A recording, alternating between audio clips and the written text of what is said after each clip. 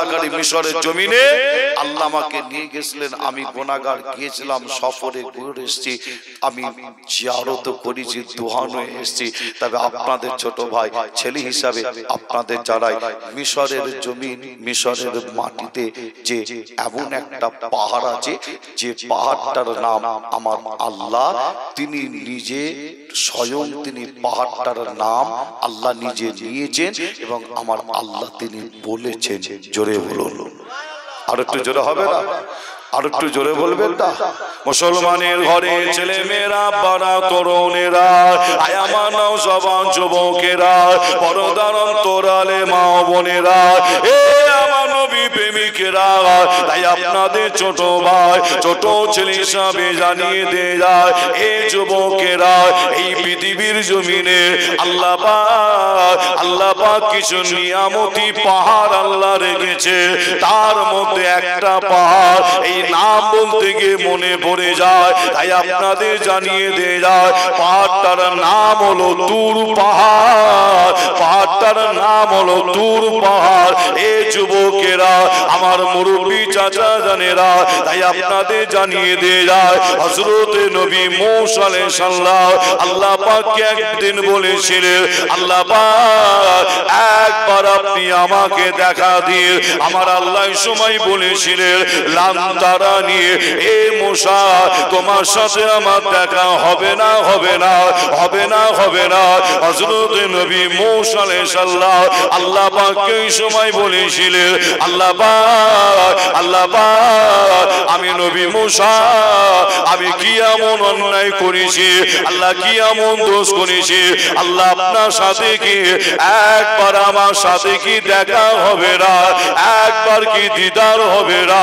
আমার আল্লাহ এই সময় বলেছিল, এ মূসা, তুমি যদি আমার সাথে দেখা করতে চাও তবে একটা শর্ত আছে, ওই যে দেখতে পাচ্ছ তোর পাহাড়, ওই যে দেখতে পাচ্ছ তোর পাহাড়, আল্লাহ তিনি নিজে বলছে, ওই যে দেখতে পাচ্ছ তোর পাহাড়, এ মূসা তোমাকে ওই তোর পাহাড়ের উপরে উঠতে হয়, একদম পাহাড়ের উপরে উঠতে হয়। আমি আল্লাহ পাক আমার জাতি নূর নাই, সেপাতে নূর, কোন বিশিষ্ট নূরকে আমি আল্লাহ ৭০,০০০ পর্দার আপ ডাউন থেকে ওই তুর পাহাড়ে আমি আল্লাহ নিক্ষেপ করব।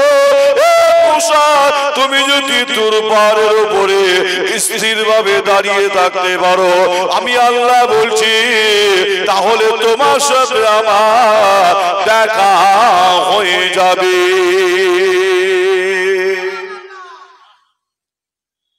পাহাড়টার নাম হলো কি? পাহাড়টার নাম তুর পাহাড়। নবী মূসা আলাইহিস সালাম বলছে, আল্লাহ দেখা হবে না একবার আপনার সাথে? আল্লাহ বলছে, দেখা হতে পারে, শর্ত হচ্ছে একটা, কি? ওই তুর পাহাড়ের উপরে একদম উঠতে হয়, উঠে যদি স্থির ভাবে দাঁড়িয়ে থাকতে পারো, আমি আল্লাহ বলছি, তাহলে তোমার সাথে আমার দেখাও হবে, কথাও হবে। নবী মূসা আলাইহিস সালাম এই সংবাদটা পেয়ে এত খুশি হয়েছিলেন, নবী মূসা আলাইহিস সালাম করেছিলেন কি জানেন? একটা কদম পা যখন তুর পাহাড়টার উপরে রাখছেন, উঠবে বলে পাহাড়ের উপরে, আমার আল্লাহ সময় বলছেন, ফাকলানা আলাইকা, এ মূসা তোমার পায়ের জুতোটাকে খুলে তবে তুমি তুর পাহাড়ে ওঠো। নবী মূসা আলাইহিস সালাম জুতো পায়ে দিয়ে উঠছিলেন, আল্লাহ নিষেধ করলেন, বললেন জুতো খুলে ওঠো। যে আল্লাহ পাক আমাকে নিয়ে গেছিলেন, আমি গুনাহগার গিয়েছিলাম মিশর, মিশরের রাজধানীর নাম হচ্ছে কায়রো। এই কায়রো শহর থেকে আমরা যে একটা প্রাইভেট কার অর্থাৎ গাড়ি ভাড়া করে আমরা বেশ কিছু জন মিলে আমরা বেশ কয়েক ঘন্টা গাড়ি করে যাওয়ার পরে তুর পাহাড়ের কাছে গিয়ে আমরা পৌঁছাই। যে এই তুর পাহাড়ের কাছাকাছি আমরা গাড়িটাকে রাখি, প্রায় 1 কিলোমিটার কিছু কম বেশি হবে। গাড়িটাকে রেখে গাড়ির ভেতরে জুতো খুলে আমরা গাড়ির থেকে নেবে হেঁটে হেঁটে হেঁটে হেঁটে তুর পাহাড়ে নিচে গিয়ে পৌঁছায়। যে আমি গুনাহগার, আসিম বিল্লাহ আল্লাহ নিয়ে গেছিলে তুর পাহাড়ের নিচে গিয়ে ঈশার নামাজ আমরা আদায় করি। ঈশার নামাজ পড়ে পাহাড়ের উপরে আমরা উঠবো। যে আমরা দেখলাম মিশরের প্রশাসন, মিশরের পুলিশ, তারা মেশিন দিয়ে শরীর চেক করছে। পাহাড়ে উঠতে গেলে মেশিন দিয়ে শরীর চেক করে তারপরে পাহাড়ে ওঠার অনুমতি দিচ্ছে। আমাদেরও শরীর চেক করলো মেশিন দিয়ে, কিন্তু ওখানে পাহাড়ে উঠতে গেলে আপনার পাহাড়ে উঠতে গেলে আপনাকে একটা গাইড ম্যান নিয়ে উঠতে হবে। অর্থাৎ পাহাড়ের ওপরে আবার বিভিন্ন আপনার বিভিন্ন দিকে চলে গেছে রাস্তা, এবং রাতের বেলা অন্ধকার, কোনো আলোর ব্যবস্থা নেই, মোবাইলের আলো জ্বালিয়ে জ্বালিয়ে পাহাড়ের উপর উঠতে হবে আপনাকে। যে কিছুটা উঠার পরে একটা দোকান, আবার কিছুটা উঠার পরে আবার একটা দোকান, আবার কিছুটা উঠার পরে একটা দোকান, পানি বিক্রি হচ্ছে, চা বিক্রি হচ্ছে। যে আমরা গাইডম্যান নিলাম, নিয়ে পাহাড়ে উঠতে যাব। গাইডম্যান আমাদের পায়ের দিকে লক্ষ্য করে দেখছে পায়ে আমাদের জুতো নাই। গাইডম্যান ওই সময় পা আমাদের জুতো যখন পায়ে নাই, গাইডম্যান দেখে আমাদের বললো আপনারা পাহাড়ে খালি পায়ে উঠতে পারবেন না। কেন? পাহাড়টা হলো অনেক উঁচু পাহাড়। যে আর ওই পাহাড়ে ওঠার সময় কুচো কুচো পাথর আছে, যে যে পাথরগুলো পায়ে লাগবে পাহাড়ে উঠতে অসুবিধা হবে, কষ্ট হবে। অনেক উঁচু পাহাড়, খালি পায়ে পাহাড়ে ওঠা যাবে না। আবার এক ধরনের ঘাস, যে ঘাসটা হচ্ছে কাঁটা জাতীয় ঘাস, উট আবার ওই ঘাসটা খায়, সেই ঘাস কাঁটা জাতীয় ঘাস পায়ে লাগবে। যে আমরা আপনার গাইডম্যানকে বললাম আপনি চিন্তা করবেন না, আল্লাহ পাকের রহমত, ইনশাআল্লাহ আমরা পাহাড়ে উঠে পড়ব। চলে যে আমরা লক্ষ্য করে দেখছি যতজন পাহাড়ে উঠছে সব জুতো পায়ে দিয়ে পাহাড়ের উপরে উঠছে। কিন্তু আমার আল্লাহ নবী মূসা আলাইহিস সালামকে বলছেন ফাকলানা আলাইকা, এ মূসা জুতোটা খুলে পাহাড়ে ওঠো। যে আমরা খালি পায়ে এই পাহাড়ে ওঠা শুরু করলাম। তুর পাহাড়ে উঠতে উঠতে উঠতে উঠতে ঈশান নামাজ পড়ে ওঠা শুরু করলাম। একদম নবী মূসা আলাইহিস সালাম যে জায়গাটায় উঠেছিলেন ওখানে গিয়ে যখন পৌঁছাচ্ছি ফজরের আজানের সময়। ওটা শুরু করেছি কখন? ঈশান নামাজ পড়ে ওটা শুরু করেছি। ঈশান নামাজ পড়ে পাহাড়ের একদম উপরে গিয়ে যখন গিয়ে পৌঁছাচ্ছি ফজরের আজানের সময়, একদম উপরে উঠে গিয়ে দেখছি একটা মসজিদ আছে। যে বিশাল বড় মসজিদ, যে না বিশাল রং করা আছে, যে না মার্বেল বিছানো আছে, যে না এসি লাগানো আছে, যে না অনেক পুরাতন মসজিদ। দেখে মনে হচ্ছে যেন ভেঙে পড়ে যাবে, অনেক পুরাতন মসজিদ। যে আমরা গিয়ে ওই মসজিদে আমাদের মধ্যে গিয়ে আমরা ছিলাম, আমাদের সঙ্গে ছিল মিশরের জামে আজহারের ছাত্র। যে মিশরের জামে আজহার নাম শুনেন না? পৃথিবীতে যত এলেম শিক্ষা করার জায়গা আছে বর্তমান সময় 1 নাম্বার এলেম শিক্ষা করার জায়গা হচ্ছে 1 নাম্বার নাম হচ্ছে মিশরের জামে আজহার। যে জামে আজহারের ছাত্ররা ছিল, আমরা একসাথে পাহাড়ে উঠেছিলাম। আমাদের মধ্যে যে আমরা ওই মসজিদে গিয়ে আজান দিলাম, আমাদের মধ্যে আবার আমরা নিজেরাই জামাত করে নামাজ পড়লাম পাহাড়ের উপরে। এই নামাজ পড়ার পরে দেখছি পাহাড়ের উপরে একটা গোয়া, যে গোয়াটার ভেতরে হযরতে নবী মূসা আলাইহিস সালাম 40 দিন আল্লাহর ইবাদত করেছিলেন। ওই গোয়ার ভেতরে বসে আমরা সেই গোয়ার ভেতরে ঢুকলাম। ভেতরে ঢুকে গিয়ে 2 রাকাত নামাজ আমরা পড়লাম। নামাজ পড়ে আল্লাহর দরবারে দুটো হাত তুলে দোয়া চাইলাম। কেন?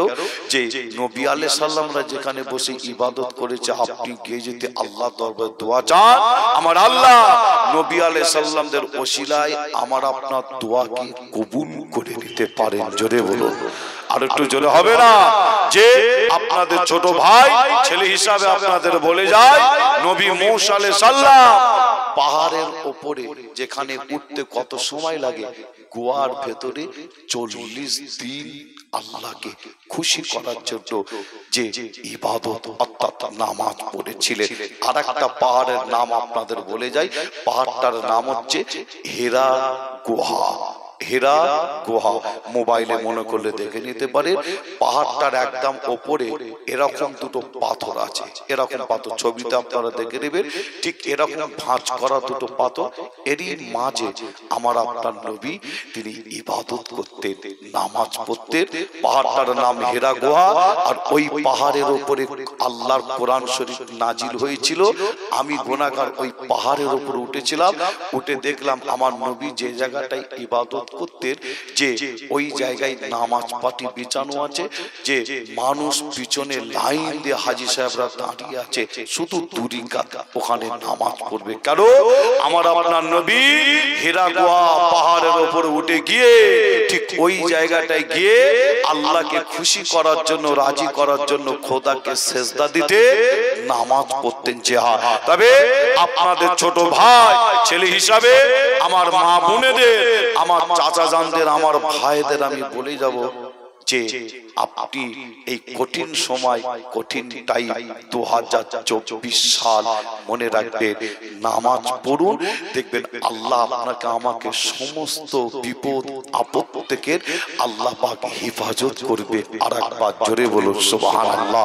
আসেন আমরা জলসা মাহফিল শুরুতে একবার নবীর প্রেম ভালোবাসা বুকে নিয়ে সকলে মিলে একটু উঠে দাঁড়াবো। আল্লাহ করে আমার পরে একের পর এক উলামা হযরতগণ আপনাদের খেদমতে আসবেন, আলোচনা করবেন। আমার পরেই আছেন জনাব হযরত মাওলানা মোহাম্মদ আপনার নুরুদ্দিন সাহেব, আমার মাওলানা সাহেব ভাই আমার পরে আসবেন। আর তিনার পরেই আসবেন ফুরফুরা দরবার শরীফ থেকে যে আপনার আওলাদে মুজাদ্দিদুজ্জামান জনাব হযরত মাওলানা মোহাম্মদ আমার শওবান সিদ্দিকী ভাই আপনাদের খেদমতে আসবেন। আখিরি দোয়া মোনাজাত করবেন আপনাদের খেদমতে এসে, আমার জন্য সকলে দোয়া চাইবেন আখিরি দোয়ায়। এবং ফুরফুরা দরবার শরীফে 21, 22, 23 কি মোনাজাত নাকি 21, 22, 23 ফাল্গুন আপনারা প্রত্যেকে যাবেন, মনে করে দিয়ে গেলাম। আর ওই দিনে কিন্তু বড় জামাতের সাথে নামাজ হয়।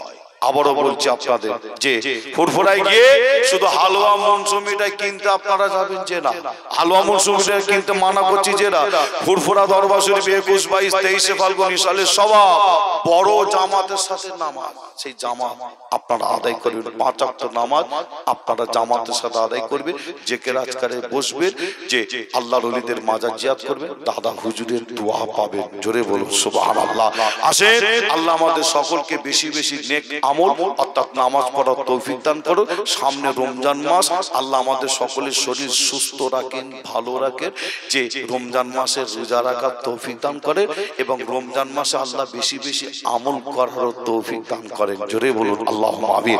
আসেন দেখি যখন হৃদয় আমার ভালোবাসা বেড়ে ওঠে, তখন একাই বসে মগ্ন হয়ে ভাবি নীরবে, বিশ্বটাকে সাজিয়েছ অতি নিপুণ ভাবে, বিশ্বটাকে সাজিয়েছ অতি নিপুণ ভাবে। জ্যোৎস্না ভরা চাঁদিনী রাতে চাঁদকে যখন দেখি, স্বপ্ন লোকে বিবার হয়ে শুধু তোমায় দেখি। আল্লাহ উম্মা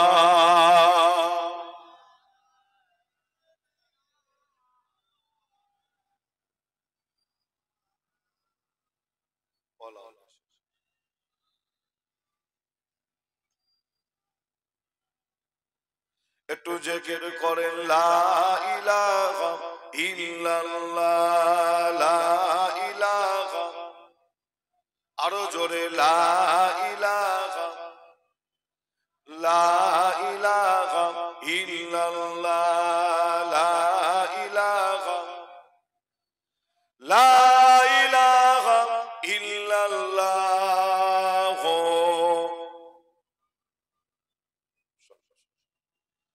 وقال الله تعالى في كلام المجيد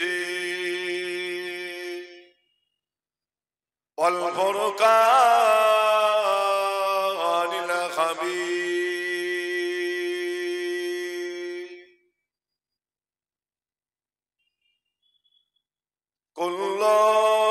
নাফসিন যায়কাতুল মউত।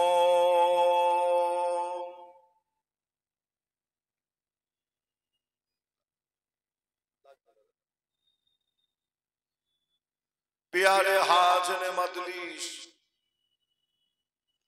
আমার দিনদার নেককার আল্লাহওয়ালা, আমার মুরব্বী, আমার চাচা জান বোনেরা, আমার জওয়ান যুবক ভাইয়েরা, পর্দার অন্তরের আড়ালে অবস্থিত আমার মা ও বোনেরা, ওলামায়ে কেরাম, হাফেজে কোরআন, আল্লাহ তাআলার হাজী বান্দা গণেরা, আমার গ্রামবাসী ভাইজানেরা, দূর দূরান্ত থেকে আগত আমার ভাইজান, আজকে কারে এই জলসা মাহফিলের কমিটি সাহাবান গণেরা, খেদমাতে আপনাদের কাছে এসে হাজির হয়েছি। সেই ফুরফুরা দরবার শরীফ থেকে আমি গুনাহগার আসিম বিল্লাহ সিদ্দিকী, আপনাদেরই ছোট ভাই, ছোট ছেলে হিসাবে আজ আপনাদের এই গ্রামে, আপনাদের পাড়ায়, আপনাদের এলাকায়, আপনাদের মাহফিলে এসে সর্বপ্রথমে আলোচনা শুরু করার আগে আল্লাহর কোরআন শরীফ থেকে একটা ছোট্ট আয়াত আপনাদের কাছে পেশ করেছি, আপনাদের কাছে বলেছি। আয়াতটা আপনারা প্রায় টাইমে, প্রায় সময় হাফেজ সাহেবদের মুখ থেকে, ইমাম সাহেবদের মুখ থেকে, মাওলানা সাহেবদের মুখ থেকে প্রায় টাইমে এই আয়াতটা আপনারা শুনে থাকেন। যদি কোনো ভাই, যদি কোনো চাচা, আমার যদি কোনো মা বোন বলেন আয়াতটা আমি শুনিনি, আর একবার বলেন শুনতে চাই, তবে আয়াতটা বলার আগে আমি মনে করি আপনাদের একটু জানিয়ে রাখা দরকার।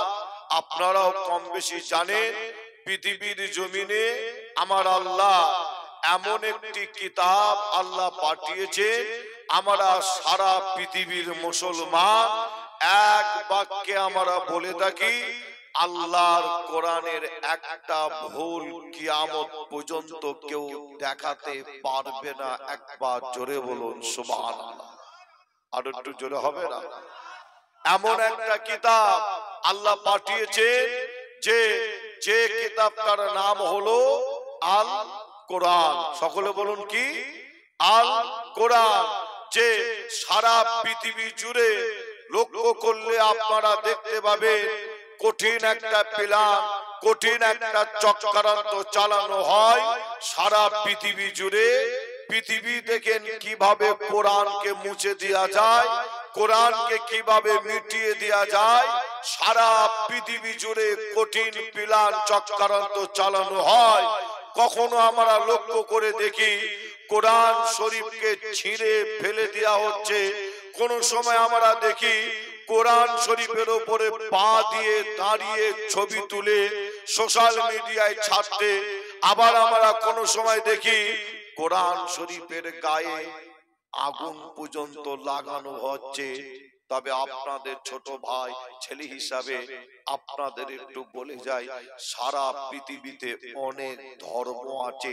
লক্ষ্য করে দেখবেন প্রত্যেক ধর্মের একটা বই, গাইড বুক আছে, কিন্তু লক্ষ্য করে দেখবেন যে আপনার অন্য কোন ধর্মের গাইড বুক বা বইকে অপমান করা হয় না।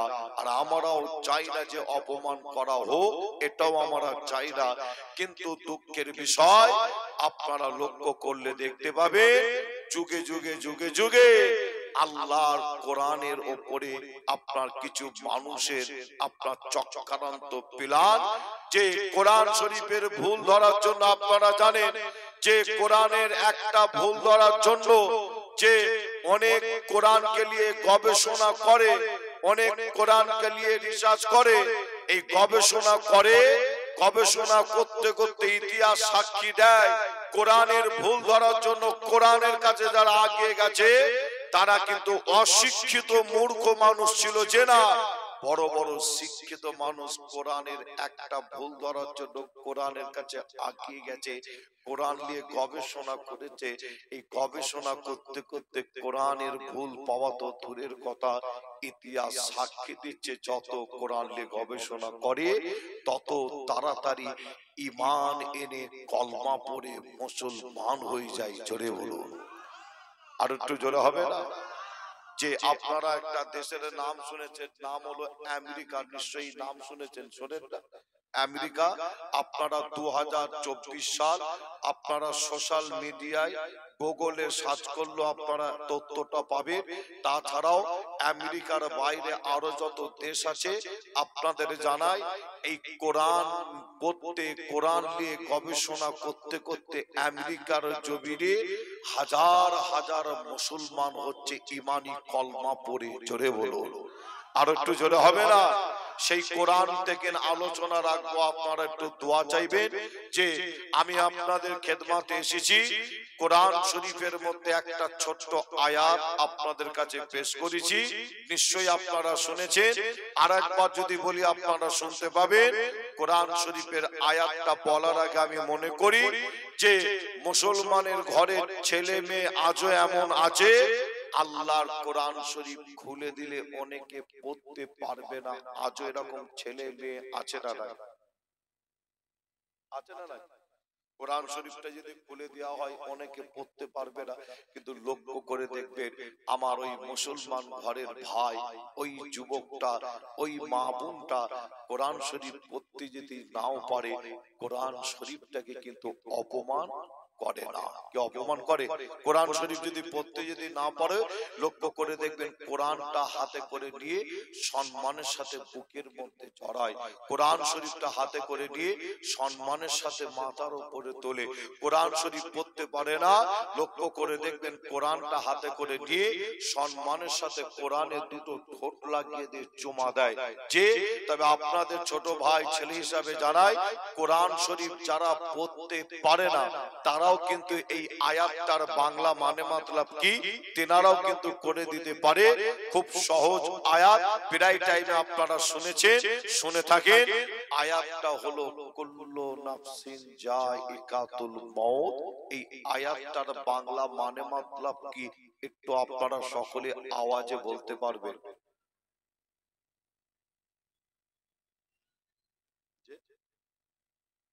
প্রায় টাইমে শুনে থাকেন আপনারা। আয়াতটার বাংলা মানে মতলব কি? প্রত্যেক নাফসের, তাই তো নাকি? প্রত্যেক নাফসের মৃত্যুর স্বাদ একদিন না একদিন কি চাখতে হবে। অর্থাৎ আমার আপনার প্রত্যেকের একদিন না একদিন মওত হবেই হবে। যে আলোচনা শুরু করার আগে একটু জানতে চাই, আপনারা বলেন, যদি কোনো ব্যক্তি, যদি কোনো মানুষ যদি মনে করে এই মওত থেকে আমি চিরকাল বেঁচে থাকবো, ওই ব্যক্তি বাঁচতে পারবে বলে মনে হয়? সকলে বলে বাঁচতে পারবে কি? যে আচ্ছা আপনাদের বলি, আপনারা নাম শুনেছেন যে আমরা অনেক সময়, আপনারা অনেক সময় ট্রেন চাপেন, ট্রেন আছে না নাই? কি ট্রেন নাই? আপনারা ট্রেন চেপেছেন কি চাপেন না আপনারা? যে আচ্ছা এই ট্রেন যে আপনি চেপে বিভিন্ন জায়গায় চলে যাচ্ছেন, এই ট্রেন আবিষ্কারটা করেছে কে বলতে পারবে? ট্রেনটা আবিষ্কার করলো কে? যে আপনি যে প্লেন চাপছেন, অনেকে প্লেন চাপেন, লক্ষ্য করে দেখেছেন আকাশের উপর দিয়ে উড়ে যায় প্লেন। এই প্লেনটা আবিষ্কার করলো কে?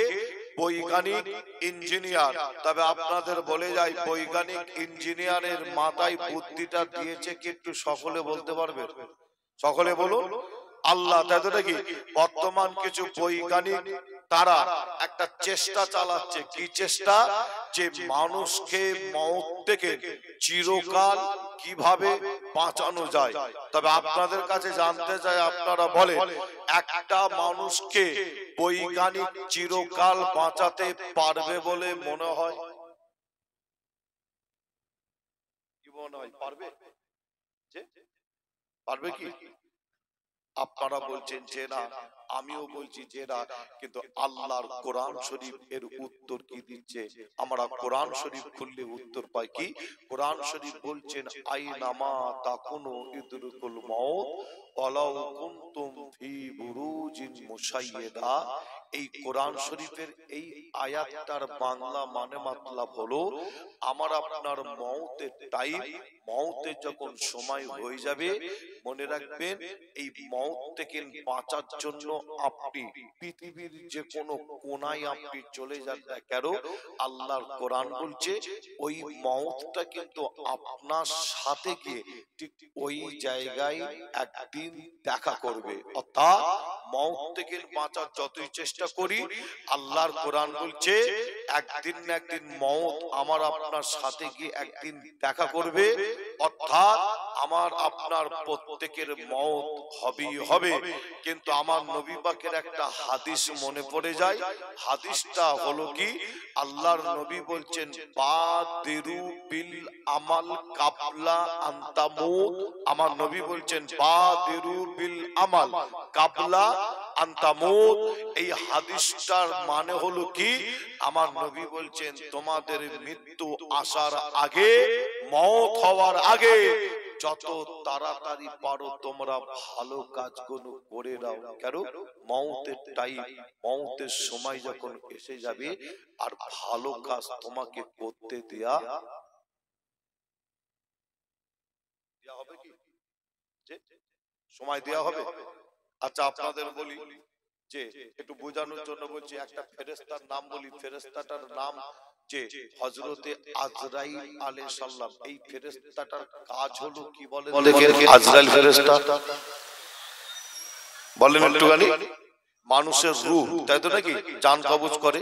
আজরাইল ফেরেশতা আজকে এখানে এসেছে, ভয় খাবেন না, বোঝানোর জন্য বলছি। আজরাইল ফেরেশতা আজকে এখানে এসেছে এই মজলিসে কোন এক ব্যক্তির জান কবজ করার জন্য।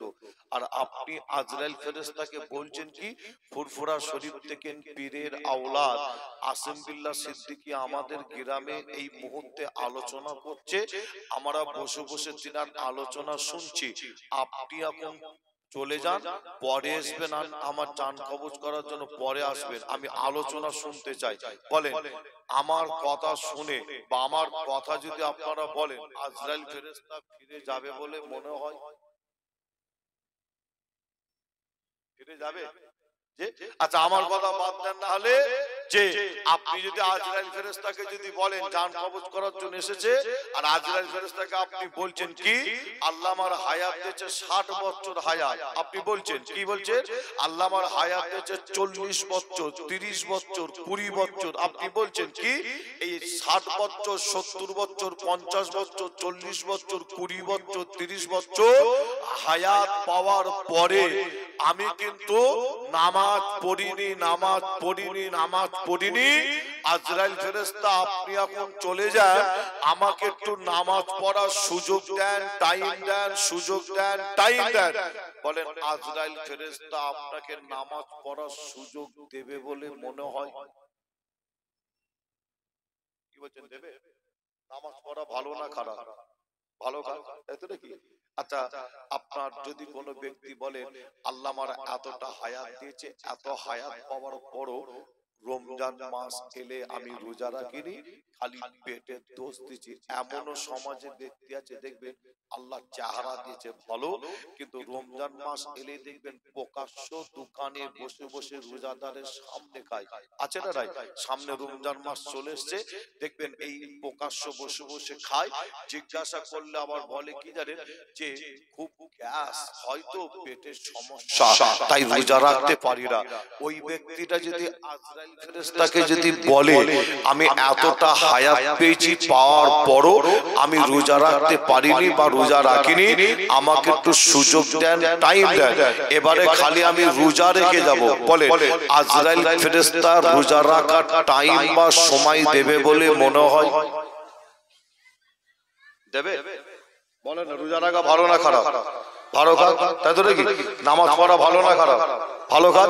কিন্তু আজরাইল ফেরেশতা মওতের টাইম যখন হয়ে যাবে, আপনাকে আমাকে কোনো সুযোগ বা কোনো টাইম দেবে না। রমজানের কথা যখন বলেছি আপনাদের বলে যাই, সামনে রমজান মাস, দোয়াও চাই আল্লাহ আমাদের সকলকে এক মাস রোজা রাখার তৌফিক দান করেন। কেন আমার আল্লাহ বলছেন রোজাদারের প্রতিদান আমি আল্লাহ নিজের হাতে দান করি। জোরে বলুন, আর একটু জোরে হবে না? মুসলমানের ঘরে ছেলে মেয়েরা, বাড়া তরুণেরা, আয়ামা নওজওয়ান যুবকেরা, পর্দার অন্তরালে মা বোনেরা, এ আমার নবী প্রেমিকেরা, তাই আপনাদের ছোট ভাই ছোট ছেলে হিসাবে জানিয়ে দিয়ে যায় আমার নবী পাকের এই হাদিসটা আপনারা একটু মনে রাখবেন। আপনি চলাফেরা করতে গিয়ে, আপনি কাজ কারবার করতে গিয়ে, আপনি দোকান চালাতে গিয়ে, আপনি ব্যবসা বাণিজ্য করতে গিয়ে, আপনি চাষাবাদ করতে গিয়ে আমার নবী পাকের এই কথাটা একটু আপনি মনে রাখবেন। কথাটা হলো কি, আমার নবী জানালেন বাদিরু বিল আমাল কাবলা তামুত। আমার নবী জানিয়ে দিলেন তোমাদের মৃত্যু আসার আগে, তোমাদের মওত হওয়ার আগে যত তাড়াতাড়ি পারো ভালো কাজগুলো তাড়াতাড়ি করে করে না, কেননা তোমাদের মওতে যখন টাইম হয়ে যাবে, মৃত্যুর যখন সময় এসে যাবে, আর তোমাকে ভালো কাজ করতে দেওয়া হবে না, ভালো কাজ আর করতে দেওয়া হবে না। এ যুবকেরা, আয় আমার মুরব্বি চাচা জানেরা, আজ আপনারা এমন একটা কোরআনী প্যান্ডেল, ইসলামিক প্যান্ডেলের নিচে এসে বসেছে, মনে রাখবে এটাও কিন্তু একটা ভালো কাজ। আল্লাহ চাইলে এই বসাটাকে কবুল করে কিয়ামতের দিনে আল্লাহ একটা নাজাতের আল্লাহ ব্যবস্থা করে দিতে পারে।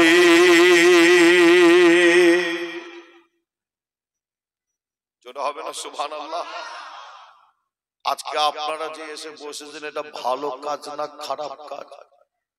যেমন নামাজ পড়া ভালো, রোজা রাখা ভালো, দান খায়রাত করা ভালো, জিকিরাত করা ভালো, এই যে কোরআনী প্যান্ডেল, ইসলামিক প্যান্ডেলের নিচে এসে বসেছে এটাও একটা ভালো কাজ। আর আমার নবী বলছেন বাদিরু বিল আমাল কাবলা তামুত, যত তাড়াতাড়ি পারো ভালো কাজগুলো করে নাও, কেন মওতের টাইম, মৃত্যুর সময় যখন এসে যাবে আর তোমাকে ভালো কাজ করতে দেয়া হবে না, সুযোগ তোমাকে দেয়া হবে না। তাই বলতে গিয়ে একটা কিতাবের কথা একটু মনে পড়ে যায়, আপনাদের বললে নিশ্চয়ই আপনারা একটু বুঝতে পারবেন যে একজন বাদশা ছিল, কিতাবের মধ্যে পাওয়া যাচ্ছে একজন বাদশা, আর ওই বাদশার শখ হয়েছে আমি একটু জঙ্গলের ভেতরে গিয়ে শিকার করতে যাব। আপনারা গ্রামে পাড়ায় লক্ষ্য করে দেখবেন এমনও কিছু ব্যক্তি মানুষ আছে শিকার করতে পছন্দ করে, অর্থাৎ দেখবেন কেউ আপনার পাখি শিকার করে, আছে না নাই? যে গ্রামে পাড়ায় লক্ষ্য করে দেখবেন কেউ আবার মাছ ধরা একটু পছন্দ করে না, বিভিন্ন রকম আপনারা লক্ষ্য করলে দেখবেন। তাই কিতাবের মধ্যে পাওয়া যাচ্ছে একজন বাদশা ছিল, বাদশার শখ হয়েছে কি আমি একটু শিকারে যাব জঙ্গলের ভেতরে। বাদশা করেছে কি হাতে একটা বন্দুক নিয়েছে, বাদশা ঘোড়ার পিঠের উপরে চাপলে, বাদশার সাথে লোকজন আছে, বন্দুক বাদশাকে পাহারা দিতে দিতে নিয়ে যাচ্ছে।